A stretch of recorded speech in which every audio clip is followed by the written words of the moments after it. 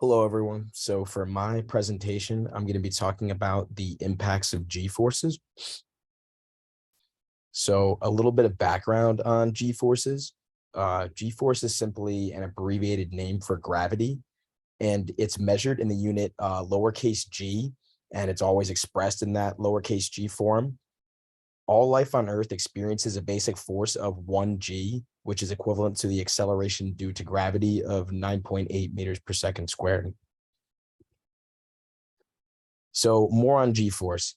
So my inspiration for doing this presentation on G-force comes from an article I read called How G-forces Impact the Human Body. In the article, they talked about a few things I'm going to mention in this presentation, including some more basic facts on G-force, some types of G-force, the dangers of G-force, and how to improve general performance under high G-forces. G-force facts from the article. So G-forces are being exerted on us at all times.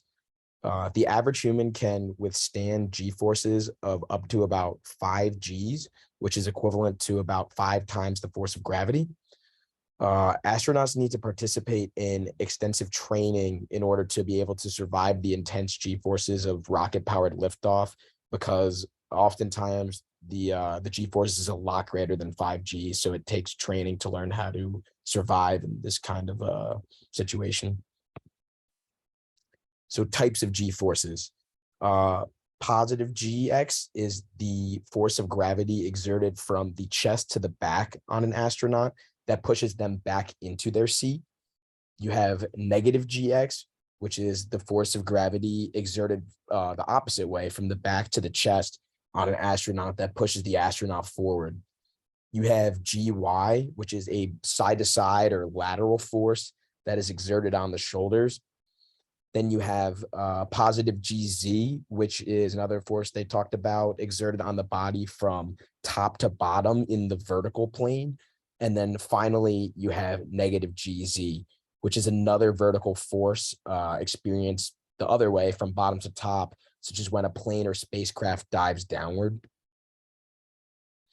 So the dangers of G-force.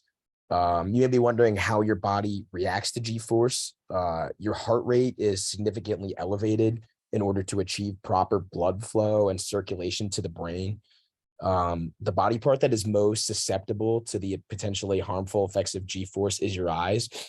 And we talked about this a bit in the lecture slides, but sometimes the first sign that the body is being negatively impacted by G-forces is that there is a partial loss of vision. And we discuss graying out, where there's a loss of color vision. And we also discuss tunnel vision, which is a loss in periphery vision. And then if things get bad enough, you can also experience things such as a blackout. So the article also talked about how to improve performance under high G-force. Pilots and astronauts will constantly expose themselves to high G-forces through the use of simulators in an attempt to acclimate their bodies to the unsettling effects. G-force suits can be used where a sensor that detects that G-forces are high is utilized in order to send a message to a compressor to pump air into the suit. Once that air is pumped into the suit, it makes contact with your body and forces blood flow back up to the brain, which will prevent you from blacking out.